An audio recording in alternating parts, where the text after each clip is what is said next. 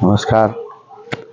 આજે આપણી છોટાઉદેપુર લોકસભાની બેઠકની ચૂંટણી હાલ ચાલી રહી છે.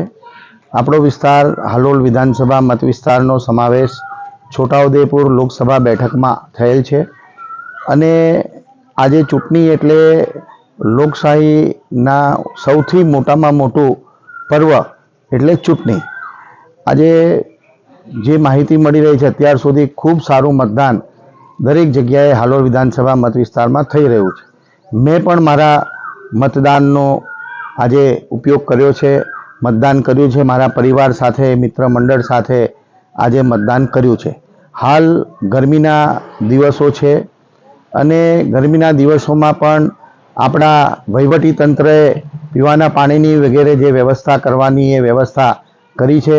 હું સૌ મતદાર ભાઈઓ બહેનોને વિનંતી કરું છું કે આપ સૌ આપના પરિવાર મિત્ર મંડળ સાથે મોટા પ્રમાણમાં આપ મતદાન કરો અને આપણા વિસ્તારનું, આપણા બૂથનો કોઈ મતદાર ભાઈઓ બહેનો મત આપ્યા વગર ના રહી જાય એ રીતે આપણે બધા જ મતદાન કરીએ.